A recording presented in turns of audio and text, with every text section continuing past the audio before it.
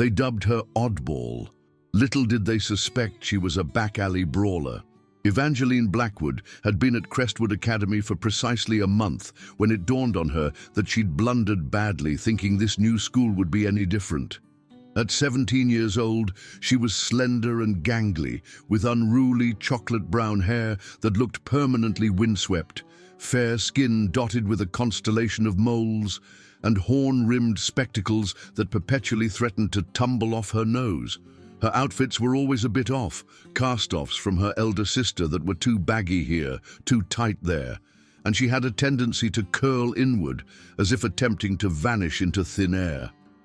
The corridors of Crestwood Academy throbbed with typical teenage commotion, but Evangeline navigated them like a phantom, clutching her tattered satchel and keeping her gaze fixed on the floor. She'd transferred after her father took a fresh position across the city, leaving behind the small community school where she'd somehow managed to fade into the woodwork for several years. Everything here felt alien, grandiose, noisy, intimidating. "Hey, watch it, weirdo." The speaker was Brandon Hayes, a burly senior with meticulously sculpted blonde hair and the sort of self-assured arrogance that stemmed from never being challenged. Evangeline had inadvertently jostled him while maneuvering through the packed hallway between second and third period, her books tumbling onto the gleaming tile. "My mistake," she muttered, kneeling to retrieve her possessions. Other pupils sidestepped her, some giggling, others simply ignoring the entire scene. Brandon's cohort, Gavin Pierce, a lanky redhead with piercing grey eyes and a constant sneer, nudged one of Evangeline's notebooks further down the hall with his foot. "Whoops," he quipped with phony regret. "Butterfingers." Doom. The third member of their clique, Tiffany Smith, Evangeline grimaced at the coincidence of the popular girl sharing her grandmother's surname, stood with her arms folded, her flawlessly painted fingernails drumming against her designer leather jacket. "Ugh, what is she even wearing?" Tiffany said loud enough for the entire hallway to overhear. "Did she raid a charity shop's reject bin?" Evangeline's face flushed as she scrambled to gather her scattered belongings. She could hear the snickers beginning, see phones emerging to document her mortification. This was precisely what she'd been striving to prevent. "Keep your head down," her father had consistently advised. "Don't invite attention. Don't provide them with a pretext to notice you," but they'd noticed regardless. The chime sounded, and the hallway began to empty. Evangeline ultimately succeeded in collecting her books, her hands trembling slightly as she shoved them back into her bag. Brandon was long gone, but she could still hear Tiffany's laughter echoing from the lockers. In biology class, Evangeline slumped into her customary seat at the rear of the room. Her lab partner, a timid fellow named Samuel, gave her a look of pity but remained silent. Nobody ever spoke up. That was the unwritten rule. Don't interfere, don't rock the boat, don't become a target yourself. The torment had begun subtly, murmured remarks about her appearance, her clothing, the way she walked. Then it escalated to accidental bumps in the hallway, mysterious disappearances of her sandwiches, anonymous notes stuck to her locker calling her names she preferred not to repeat. Brandon seemed to derive particular pleasure from making her life miserable, and Gavin and Tiffany were always on hand to join in or supply an audience. What they didn't realize, what nobody at Crestwood Academy knew, was that Evangeline Blackwood wasn't merely some awkward transfer student struggling to navigate high school. For the previous 9 years, she'd been training in kickboxing at a rundown dojo in her old district. Her mentor, a retired soldier named Victor Ramirez, had taken her under his wing when she was 8 years old and taught her not merely how to fight, but when it was necessary. "Aggression isn't the solution to every problem, kiddo," Victor had always said, his calloused hands wrapped around the punching pads as Evangeline practiced her routines. "But when someone's aiming to hurt you or someone you cherish, you better be equipped to defend yourself. The key is discerning the difference between defense and offense." Evangeline had won 4 regional competitions before turning 16, competing under the moniker Ebony Cyclone for her incredible reflexes and her signature move, a whirlwind flurry of kicks culminating in a sweeping leg takedown. But she'd never confided in anyone at school. Fighting was her secret existence, separate from the careful invisibility she cultivated everywhere else. Her father was unaware of the competitions. He believed Evangeline merely attended the dojo for exercise and confidence building. If he discovered his daughter was actually battling other kids in rings, surrounded by yelling spectators, he'd probably have a stroke. So, Evangeline persevered. She avoided confrontations, disregarded the insults, and counted down the days until graduation. She convinced herself it was the sensible course of action, the intelligent option. Engaging in brawls would only exacerbate the situation. But Brandon Hayes was rendering that philosophy progressively harder to uphold. It was a Wednesday morning when events finally reached boiling point. Evangeline was sitting by herself in the mess hall, nibbling on her salad and attempting to complete her trigonometry assignment, when Brandon and his cronies materialized at her table like a thundercloud. "Well, well, well," Brandon said, plopping into the seat opposite her uninvited. "If it isn't the freak show herself. What's on the menu today? Looks like despair with a side of pathetic." Gavin and Tiffany flanked him, forming a semicircle of hostility that made Evangeline feel cornered. She kept her attention on her homework, her pen gliding across the page, even though she could no longer concentrate on the equations. "I'm addressing you, weirdo," Brandon said, his voice growing louder. Other students were beginning to turn and observe, sensing drama. "It's impolite to ignore people when they're trying to be sociable." "I'm simply trying to eat my lunch," Evangeline said softly, still not looking up. "Oh, she speaks!" Tiffany clapped her hands sarcastically. "I was beginning to suspect you were mute on top of everything else." Brandon reached across the table and flicked Evangeline's salad, sending chunks of cucumber and lettuce scattering across her homework. "Whoops," he said, mimicking Gavin's favorite mock apology. "Looks like you made a mess. Better tidy that up." Evangeline's hands clenched into fists beneath the table, but she compelled herself to remain composed. She could feel her heart rate accelerating, the familiar surge of adrenaline that preceded a fight. But this wasn't the ring. This was school, and there were rules in place, consequences. She began gathering the pieces of her salad, her movements deliberate and controlled. Around them, the mess hall had fallen silent, except for the excited whispers of students who sensed something significant was about to transpire. "You know what I think?" Brandon continued, playing to his audience. "I think you're not merely strange-looking. I think you're likely strange in other ways, too.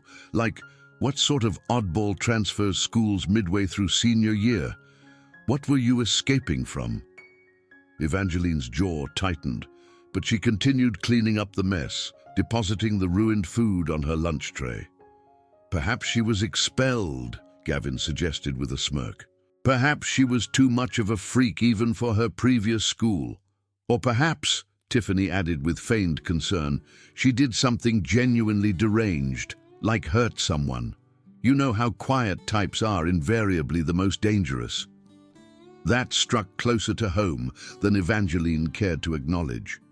She gathered her books and began to rise, poised to flee before matters deteriorated further.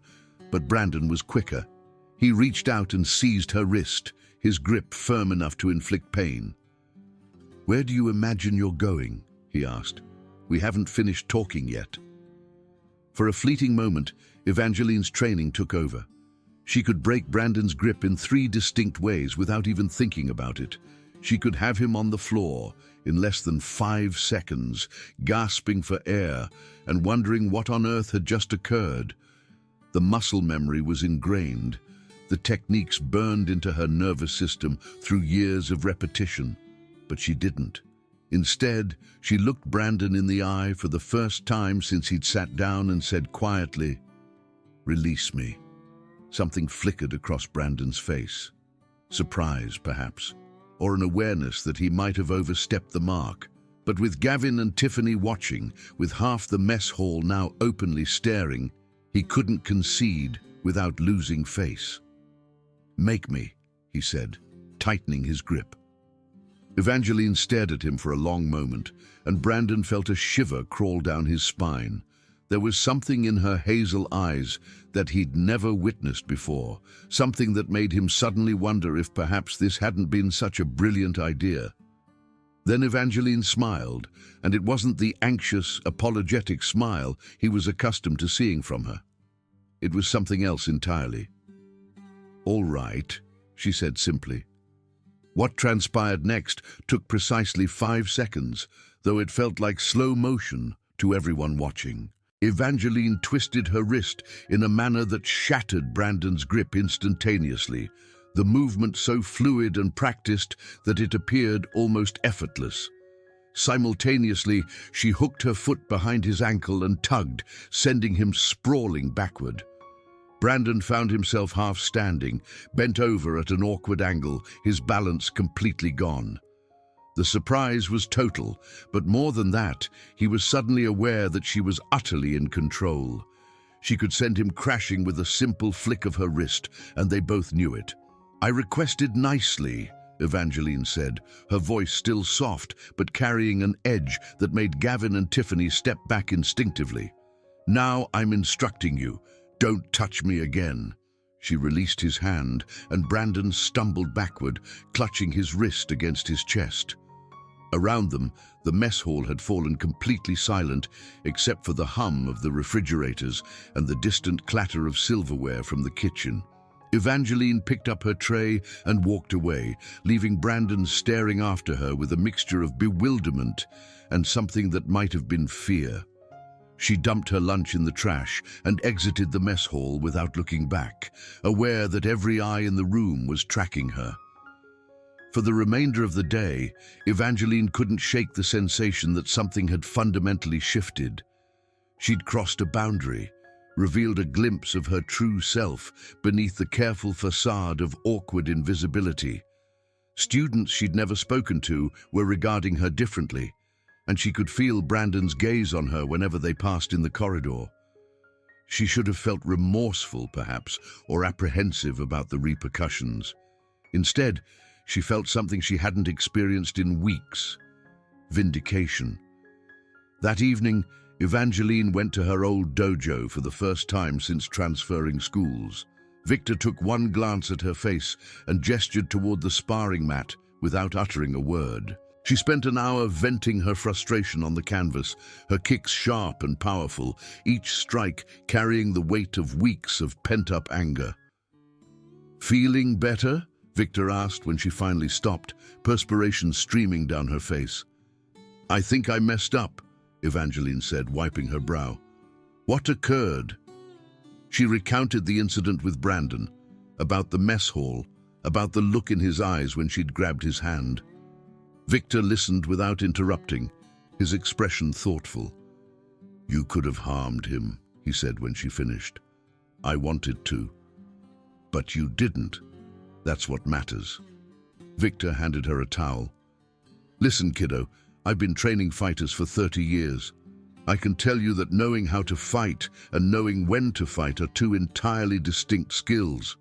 You did all right today. It doesn't feel that way." "That's because you're not a bully," Victor said.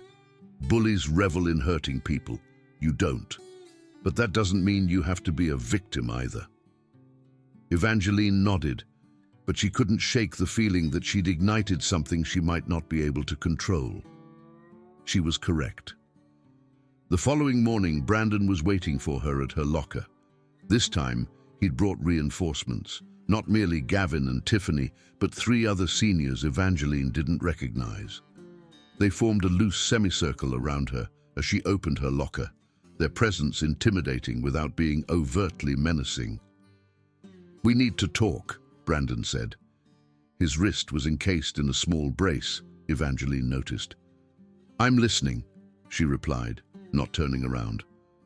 "What you pulled yesterday was cute," he said. Real cute. But you embarrassed me in front of the entire school, and that's not something I can simply let slide. Evangeline closed her locker and finally turned to face him.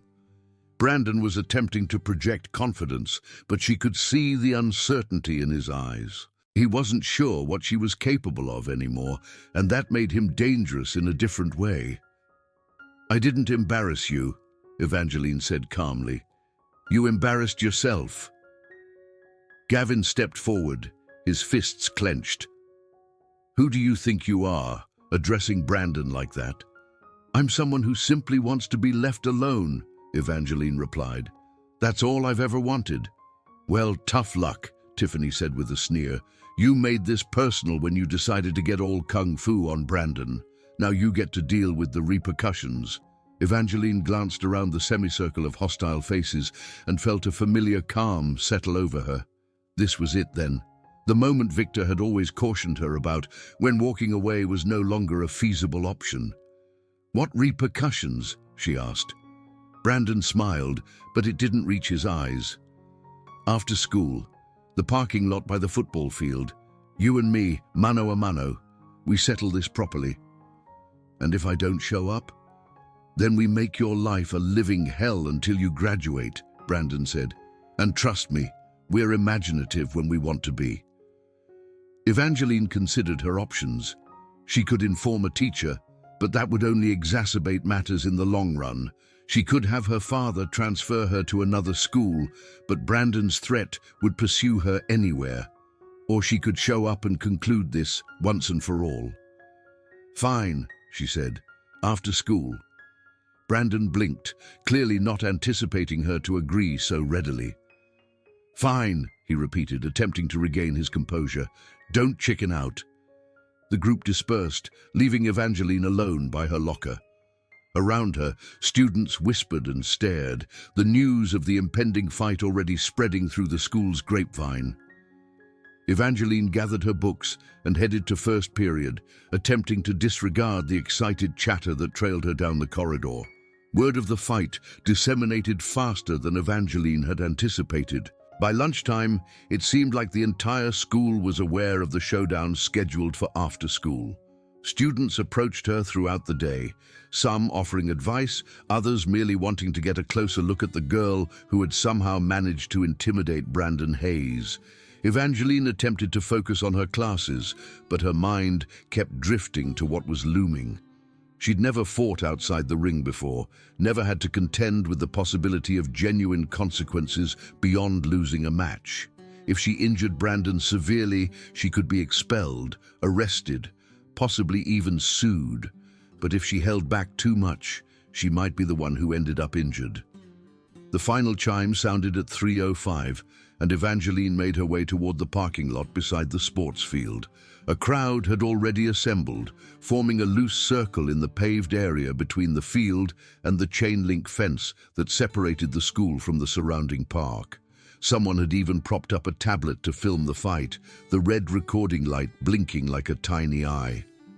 Brandon was already there, surrounded by his usual crew plus several other students Evangeline didn't know. He'd changed out of his school uniform into a t-shirt and cargo pants, clearly expecting this to be a serious brawl. When he saw Evangeline approaching, he stepped into the center of the circle. "Wasn't certain you'd show," he called out. Evangeline walked to the opposite side of the circle, shrugging off her rucksack and handing it to Samuel, who had somehow ended up at her side. "I said I would." "Yeah, well, saying and doing are two different things," Brandon replied, bouncing on his toes like a boxer. "Just so we're clear on the ground rules here, this is between you and me. No weapons, no assistance from friends.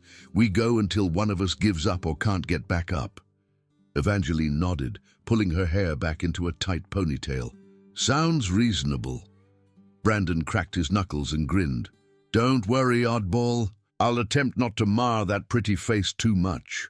The crowd chuckled, but Evangeline noticed it sounded forced. The students gathered around them seemed more apprehensive than excited now that the moment had actually arrived. She wondered how many of them had ever witnessed a real fight, not merely the carefully choreographed violence of movies and video games. "You ready?" Brandon asked, raising his fists. Evangeline settled into her fighting stance, her weight balanced on the balls of her feet, her hands loose at her sides. It was a stance Victor had drilled into her thousands of times, designed to look deceptively relaxed while actually being perfectly positioned for attack or defense. Brandon charged forward without warning, launching a wild swing aimed at Evangeline's head. To the watching students, his punch looked swift and powerful. To Evangeline, who had spent years sparring with trained fighters, it might as well have been in slow motion. She stepped to the side, allowing Brandon's fist to whistle past her ear, and drove her foot into his side with surgical precision. The sound of her foot connecting was like a baseball bat hitting a pumpkin, and Brandon doubled over with a gasp that could be heard clearly in the sudden silence. Evangeline stepped back, waiting for him to recover. She could have followed up with a knee to his face or a kick to the back of his leg, but this wasn't about seriously injuring him. This was about making a point. Brandon straightened up, his face flushed and his breathing labored. He looked at Evangeline with something approaching respect, and for a moment she thought he might call it off. Instead, he came at her again, this time more cautiously. He threw a flurry of punches that would have overwhelmed most high school students, but Evangeline slipped and weaved around them like a feather floating on a breeze. Her movements were fluid and economical, wasting no energy while making Brandon look clumsy and off balance. When she saw her opportunity, Evangeline struck. A quick jab to Brandon's nose staggered him, and a roundhouse kick that she pulled at the last second still had enough force to knock him to his knees. Brandon knelt on the pavement, gasping for breath, blood trickling from his split lip. Around them, the crowd was completely silent, except for the sound of phones recording and the distant hum of traffic on the street beyond the fence. "Stay down," Evangeline said softly, her voice carrying clearly in the stillness. Brandon looked up at her, and for the first time since she'd known him, she saw something other than arrogance in his eyes. There was fear there, yes, but also understanding. He was beginning to realize exactly how outmatched he was, but pride is a potent force, particularly when you're 17 years old and your reputation is on the line in front of half your school. Brandon struggled to his feet, swaying slightly but raising his fists again. "I'm not finished," he mumbled through his swollen lip. Evangeline sighed. "Yes, you are."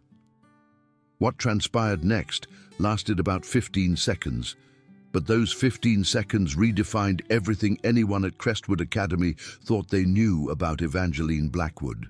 Brandon threw another punch, and Evangeline caught his arm, spun him around, and used his own momentum to send him crashing onto the ground. Brandon hit the pavement hard, the impact knocking the wind out of him. Before he could recover, Evangeline was on him, her knee pinning his arm, her hand pressing against his shoulder in a hold that was firm, but not quite tight enough to cause any lasting damage. "I said stay down," she repeated, her voice still soft, but carrying an edge that made several students in the crowd take a step backward. Brandon stared up at her, completely helpless, and Evangeline could see the precise moment when his worldview shifted. She wasn't the strange, awkward transfer student he'd been tormenting for weeks. She was something else entirely, something dangerous that had been lurking in plain sight. "Do you give up?" Evangeline asked. Brandon nodded frantically, and Evangeline released him, standing up and stepping back. Brandon rolled onto his side, coughing and gasping, his face a mask of bruises and cuts that would take weeks to heal. Evangeline looked around the circle of shocked faces staring back at her. Some of the students looked frightened, others impressed, but all of them were seeing her clearly for the first time. "Anyone else?" she asked. Gavin and Tiffany, who had been so eager to support Brandon when the fight began, were now standing as far from the action as possible. Neither of them met her eyes. Evangeline picked up her rucksack and walked toward the edge of the circle. The crowd parted before her like she was carrying a contagious disease, students tripping over themselves to get out of her way. "Evangeline!" someone called out behind her. She turned to see Samuel jogging to catch up, his face flushed with excitement. "That was incredible," he said when he reached her. "Where did you learn to fight like that?" "Around," Evangeline replied, settling her rucksack on her shoulders. They walked together toward the school's main entrance, leaving behind the crowd that was still buzzing with shock and excitement. Brandon was sitting up now, Gavin and Tiffany tending to him, but Evangeline could feel his eyes on her back as she walked away. The next few days at Crestwood Academy were unlike anything Evangeline had experienced. Students who had never given her a second glance now nodded respectfully when they passed her in the corridor. The whispered remarks about her appearance ceased entirely, replaced by awed speculation about her fighting prowess. Brandon returned to school on Friday with a face that looked like he'd been hit by a train, but he gave Evangeline a wide berth and didn't make eye contact. Gavin and Tiffany seemed to have discovered new interests that didn't involve tormenting transfer students, and the little power structure that had made Evangeline's life miserable crumbled almost overnight. But perhaps the most surprising change was in Evangeline herself. She no longer hunched her shoulders or kept her gaze fixed on the ground when she walked through the school. She sat wherever she wanted in the mess hall, contributed to class discussions, and carried herself with a quiet confidence that seemed to emanate from within. On Friday afternoon, as Evangeline was loading books into her locker, she heard footsteps behind her. She turned to find Brandon standing there, his hands shoved deep in his pockets, his face still bearing the colorful evidence of their encounter. "I wanted to speak with you," he said, his voice subdued. Evangeline waited, saying nothing. "I owed you an apology," Brandon continued. "What I did to you, what we did, it wasn't right. I recognize that now." "Why?" Evangeline asked. "Why did you do it?" Brandon was silent for a long moment, staring at the floor. "I don't know," he said finally. "Because I could, I suppose. Because it made me feel powerful, picking on someone who couldn't retaliate." He looked up at her. "Except you could retaliate. You simply chose not to." "Until I didn't have a choice." "Yeah," Brandon nodded. "Listen, I'm not asking you to forgive me or anything. I simply wanted you to know that I'm sorry, and it won't happen again." Evangeline studied his face, looking for signs of deception, but saw only genuine remorse. "All right," she said simply. Brandon turned to leave, then paused. "Can I ask you something?" Evangeline nodded. "Where did you learn to fight like that?" Evangeline smiled, and this time it was the genuine article, warm and sincere. "Around," she said. Brandon almost smiled back. "Right. Well, I'll see you around, Evangeline." "See you around, Brandon." As Evangeline walked out of Crestwood Academy that Friday afternoon, she reflected on everything that had transformed in just 1 week. She pondered Victor's words about knowing when to fight and when to walk away, about the distinction between defending yourself and becoming a bully. She'd discovered her boundary, the point where walking away was no longer an option, and she'd crossed it with purpose and control. More importantly, she'd crossed it without losing herself in the process. Evangeline Blackwood was no longer the frightened, invisible transfer student attempting to survive until graduation. She was precisely who she'd always been underneath, a fighter, a protector, someone who would stand up for herself and others when it mattered most, and everyone at Crestwood Academy knew it now. Character count, 26,868.